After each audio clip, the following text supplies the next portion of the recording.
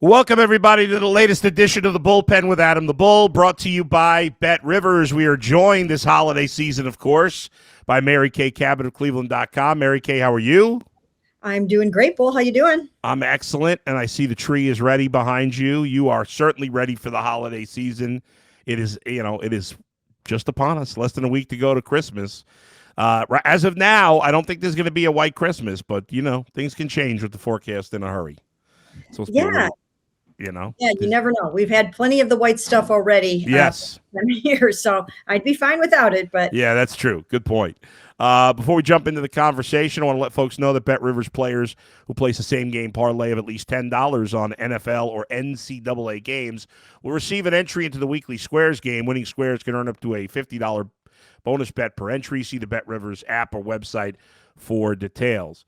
Mary Kay, I wanted to talk to you about it. I know you've spoken a lot lately about you think Kevin Stefanski and Andrew Berry should keep their job. And I wanted to start by making my counter argument of why I think they should be gone. And I want to see if either I could talk you into my line of thinking or you could talk me into yours. So my thoughts, and I'll keep them separately because we shouldn't necessarily clump them together. For Andrew Berry, I understand the argument of why people want to keep him because obviously this year's draft has been his best. But I would argue that in 6 years that he's been here, that they're worse off than they were when he first got here overall.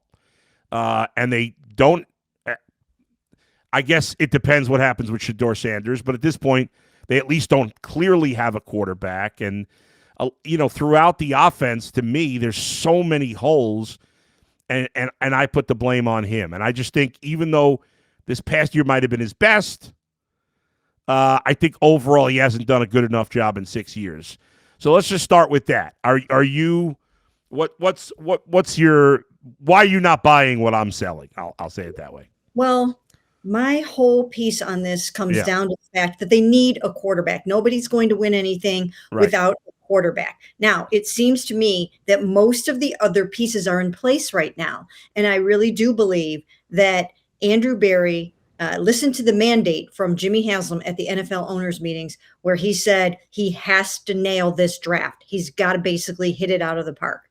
And I think he really did that with the trade and with the picks that he made. And he still has one of the biggest pieces of this draft to come in 2026 when they use that first round pick from the trade with the Jaguars. Yeah. So I think he absolutely hit it out of the park with this draft. I think it would be very difficult to pack up your NFL Defensive Rookie of the Year, ship him off to the NFL Honors Awards to win that award, and to also be saying, "Oh, goodbye, Andrew.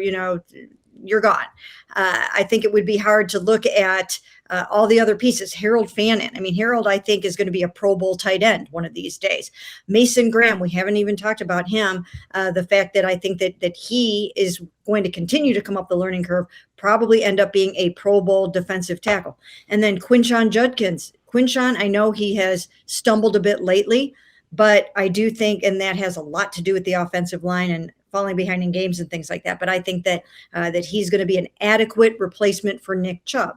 So I think they've done a lot of really good things in this draft. I think it was his best ever, and there's still another big pick to come. And I believe that this year in 2025, had they had a decent quarterback who could go out there and win games for them, that they would have been in contention all the way up until right now. So I think they're a couple pieces away. And I think he has spent the entire fall crisscrossing the country trying to figure out if Fernando Mendoza or Dante Moore or one of these quarterbacks should be drafted by them in the first round of the draft. So it might be a little early to give up on him when he's about to make a big quarterback decision. So that's my spiel on I think Andrew Berry is safe. And I think a lot of what you say is fair. I would push back that, and like I just said on the show that we were having which is a silly argument, but we were having on UCSS the other day. I was arguing with Jay because he said if the Browns had Josh Allen, they'd still be bad, and I said you're crazy. I said the Browns would, at worst, with Josh Allen, be a 500 team, and they'd probably be better than that. So that would kind of back up what you're saying. Is they're a quarterback away. Now, Josh Allen is not any quarterback. It's hard to find that guy. He's probably the best in the league right now. And my beef with Andrew Berry, although I agree with, again, like most of what you said about this year's draft, but it's been 6 years and he hasn't found a quarterback, and I question his judgment on quarterbacks because he took Dylan Gabriel in the 3rd round. That really, and I don't know what's going on behind the scenes. Maybe Kevin Stefanski had more influence on that pick. I don't know, but the fact that they don't have an answer at quarterback and that they're not even close, 6 years in, and that the offensive line is in shambles and the wide receiving group's not very good, despite the other areas of the team being good. To me, it's just not enough. Well, I do understand what you're saying because you have to get that right. They thought they got it right. Yeah. They made a big, huge investment in Deshaun Watson, and it's not like they completely got that wrong and could not evaluate a quarterback at that point because there were a lot of people that were after Deshaun Watson, and they had to get into a sweepstakes to get him. Yeah. What happened with Deshaun Watson, the biggest things that happened with Deshaun Watson are the fact that he fractured his shoulder, and in my opinion, probably way early on than we think he did, because he had a shoulder injury that year from week 3 on. And then suddenly later in the year, we find out, oh, there's a fracture in there too. So he had a fractured shoulder pretty much that whole entire season. Then he tried to come back the next year, was not ready. He was not ready with that arm yet. And then he suffers the Achilles. So this was not a case of the Browns not being able to look and see what a good quarterback is. It was a function of Deshaun Watson getting injured time and time again. Yeah. So that just set back the entire organization. Now, I agree with you. They should have been able to find somebody else in the interim to get them to winning. And they were able to do that with Joe Flacco in 2023. Right. And they plugged him in there, and that looked pretty good. They made the playoffs that year. Did. So, that all worked out very well. They thought they might get the same kind of situation, with Jameis Winston, but obviously that didn't work out.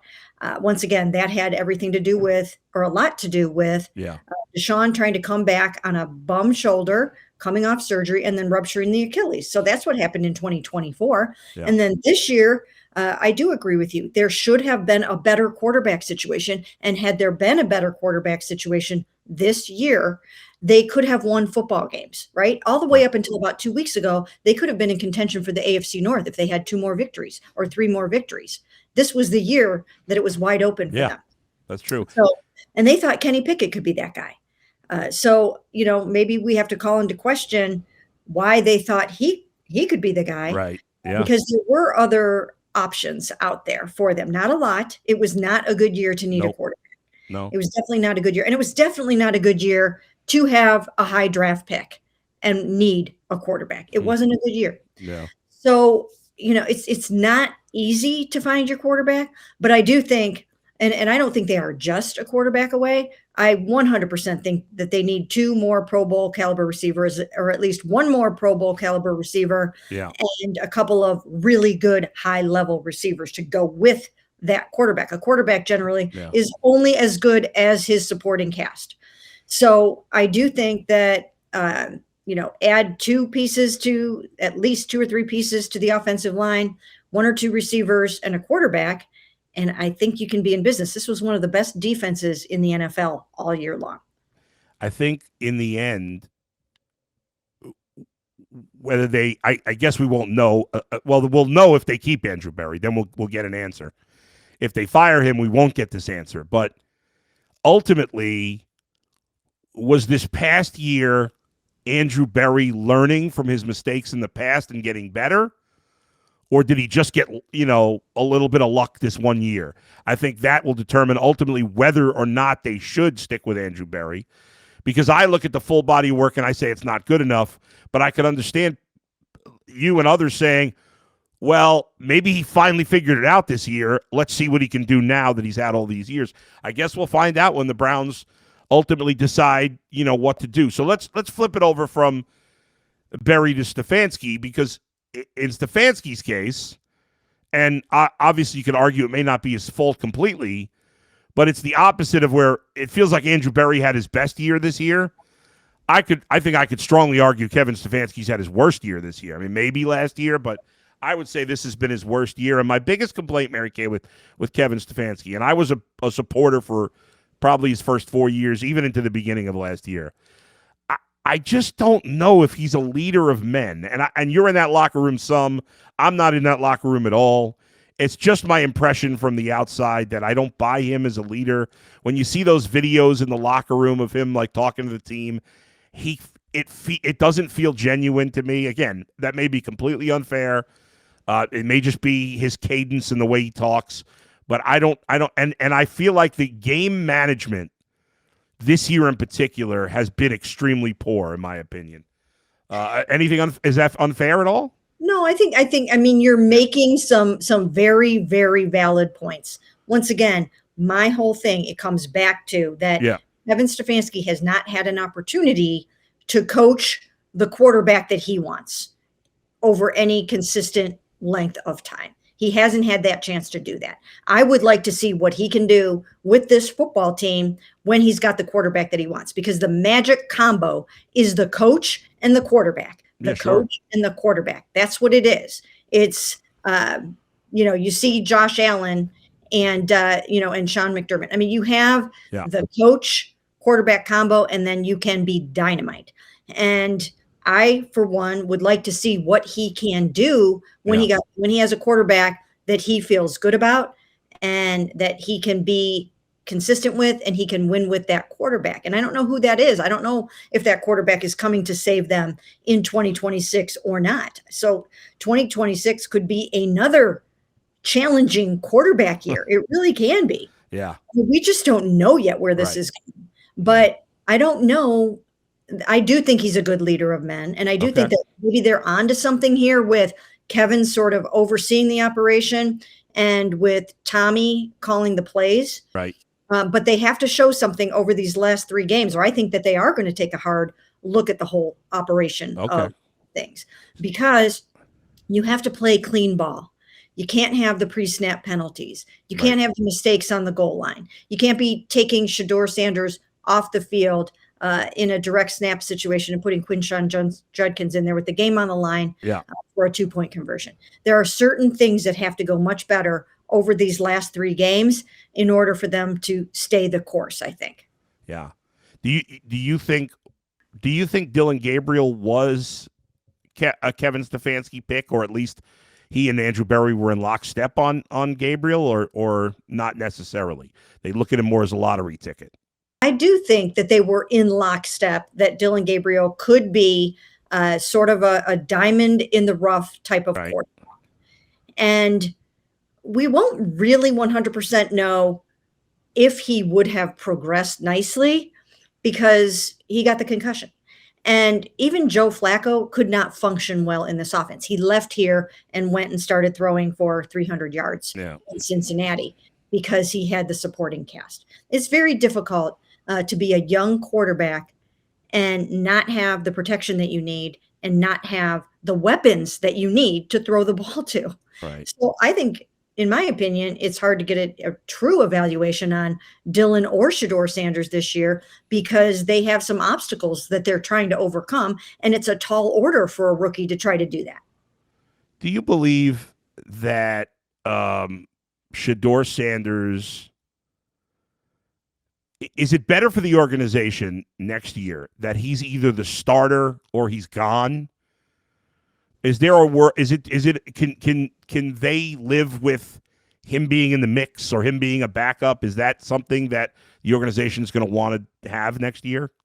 I would think so. I would think that if they determine that he's not ready to be their week 1 starter, and right now he's still in the mix for that job. Right. Okay. But if they determine that he's not that, and that Deshaun Watson, let's say, has shown enough to go out there and win games, whereas maybe Shedeur needs a little bit more time, then there is a world in which Shedeur can come back as their backup quarterback next year for a little while he kind of continues to come up the learning curve and figure this whole pro game out. And Dylan Gabriel can still be around. I mean, there is a world in which Deshaun, Shedeur, and Dylan are the 3 quarterbacks in the quarterback room. Now, having said that, everything can change. Yeah. Everything can change. It depends on where they land in the draft, who's coming out in the draft, who they can get their hands on. Yeah. So there are no real answers to this question just yet, but certainly Shedeur can come back here and not necessarily be the week one starter.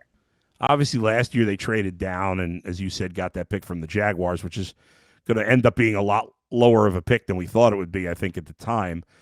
Do you think there's a possibility that they could trade up? I mean, they could still have the top pick. But if they end up third or fourth or even second, is it possible if they look at Mendoza, for example, and feel like this guy's so good, we can't pass up on him? Even if nobody else believes that, whatever. If they believe that, do you see a scenario where they could trade up? Well, yeah, they could. I think that's one of the options that's on the table, depending on where they land. And if the teams above them do not need a quarterback, and that's entirely possible, if that happens like that, then there is a world in which they would possibly consider trading up. And that is one of the reasons why they went out and got that other first round pick. They knew that they were probably going to be, or possibly could be, in this position where they needed to maneuver and try to get a quarterback.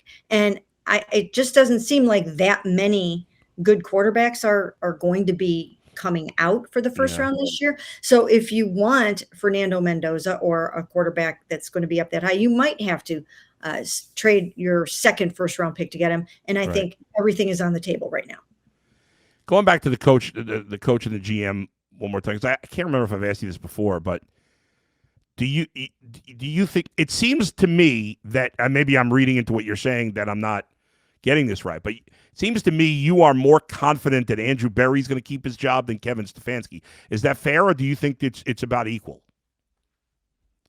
Well, the truth is, right now, I do not know what Jimmy Haslam is thinking. I have no idea. They may have already decided behind the scenes that Kevin Stefanski was saddled with 2 rookie quarterbacks this year, and that they were not going to hold his feet to the fire. So I do not know what the thinking is there. All I know is what Jimmy Haslam told us at the owners' meetings, and that was basically, yes, we want to give Kevin an opportunity to coach the quarterback once we get him. Well, they don't have him yet. And so I don't know if he's going to hold to that or if he's not. Is he going to look at a game like the Bears game and say we shouldn't have lost 31-3? Or is he going to look at the Titans game and say we should not have lost at home to a 1-win team? I don't really know.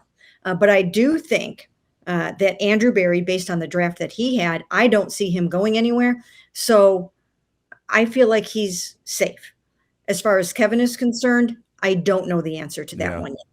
I think if you're Jimmy, and getting inside his mind is not easy, but I think if you're Jimmy, when it comes to Kevin specifically, in my opinion, you have to decide, am I sure about Kevin? And if I keep him, I've got to commit to him for 2 years, because you don't want a situation, especially if you're going to draft a quarterback next year. We just saw, we've seen it here a million times before. We saw it with Baker. What you don't want is what happened with the Titans this year. You draft a quarterback first overall, you fire your coach halfway into the season. Now they got an interim coach. They'll probably have a new coach next year. So now Cam Ward, who's got even less talent around him than Shedeur Sanders does here, is going to be on his third coach by the beginning of next season. And that's a scenario you definitely don't want. No, you don't want that. You don't want that for a young quarterback. You definitely need stability, and the whole entire organization has to be all in on the quarterback. Absolutely.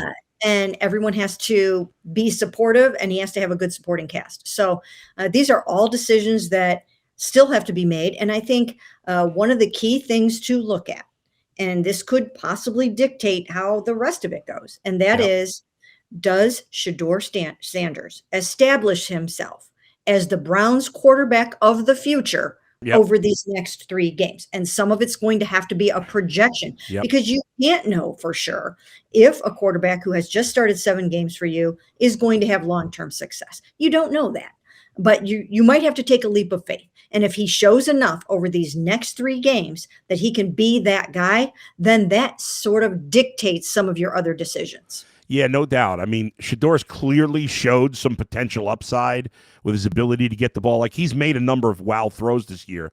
I don't think there's any doubt about it. There's obviously some some problems in his game that need to be corrected. But yeah, the question is, do they think the upside is worth the potential, the downside? Like, is he going to reach that upside? Because if he does, he's probably a good starter in the league. But there's no guarantee. You never know that with a young quarterback. And you're right. You'll get some more of the picture in the next 3 weeks, but how much, it's hard to say. When it comes to the defense, we talked earlier about how the defense is, earlier in the season, championship level defense. Well, they haven't played like that, obviously, the last 2 weeks. The last 2 weeks, defense has been lousy. Obviously, the Malik Collins injury is a part of this. Is there something else? I mean, are they worn down from a lack of offense? Is that part of it too, you think? Yeah, that's part of it too. Yeah. That has a lot to do with it. When your offense cannot convert a third down, Yep. Cannot sustain drives, and isn't going out there and keeping your defense off the field for 6, 7, 8, 9, 10 plays, and they're going 3 and out much of the time, or throwing an interception on the first play of a drive, and your defense is right back out there, you do get a little beat down. And then there's the human side of it. Yeah. Even though you go out there and you try to play as hard as you can and leave everything out on the field, there is something different about being in a playoff hunt at this time of year. Yep. There is a different mindset. There's totally different mindset. And then you do start to get just a little bit physically beat up. And then I do think that the Malik Collins injury, even though we don't want to completely overstate it, but I think everyone found out just what he meant to the Browns pass rush and to their running game. Yeah, I don't think there's any doubt about it, because they have the run defense especially has been terrible the last 2 weeks without him. And obviously you're playing the Bills this week, and James Cook's one of the best backs in the league. Josh Allen might be the best running quarterback right now, since Lamar's been kind of hurt this year and hasn't been running as much. I mean, the Bills are a huge favorite. I just don't see a scenario where the Browns can win this game. Do you? Well, turnovers are the great equalizer. That's true. Never so know. If they can get some takeaways somehow, then they can win the game. That's the way that they would be able to do it, is if their defense can come up with some takeaways. And I think Miles is going to get the record on Sunday, because 1.5 sacks, that's not, that's thing for him. And I think they should be able to do it, unless, of course, the Bills decide that they're just going to run the ball and not let him get that record, because there is a formula to not let him wreck a game. There's a formula to it. You get rid of the ball quickly, which is not something that Josh Allen traditionally does. Right. And you just run the football. So it'll be interesting to see what their strategy is. But if they can come up with some takeaways and help their offense out that way, I suppose there is a world in which it could happen, but I'm not really feeling it. Do you think, if I can't remember what happened when Strahan broke the record or Watt tied it, if he breaks the record this week or next week at home, do they stop the game for a minute or two to say something, or not really? I'm not sure if they stop the game, but I'm sure the Browns have a video queued up. Yeah. And maybe they will stop the game for a minute and show the video, or maybe they'll just show the video. But there will be a celebration on that lakefront, and I'm sure the crowd will be very into it. What do you think in terms of the crowd? I mean, are we going to see more Bills fans than Browns fans at this game? I don't know. I don't know. It could happen. I mean, that absolutely could happen. So that would be unfortunate. And, that's got to change around here. Yes. The Browns have to be playing meaningful football in December. The fans deserve that. And that's what needs to happen starting next year. All right, Mary Kay. Well, I don't think we convinced each other on Berry and Stefanski, but I thought it was a good debate. And I understand both sides. I get it. I get why you and others think that in general, it's better to have stability, and the Browns haven't had that. But it's got to be with the right people. I guess we'll find out in the next couple of weeks whether they'll get the next chance. It was fun debating that with you. Thank you for joining me today. Sure. Thanks for having me. All right. That's going to do it for this episode of The Bullpen with Adam the Bull. Great thanks to Mary Kay Cabot. Always a pleasure to talk with her. We'll talk to you next time. I'll be on Sunday after the Browns take on the Bills. Until then, we'll talk to you next time. Where else but right here in The Bullpen with Adam the Bull, brought to you by Bet Rivers. See you, everybody.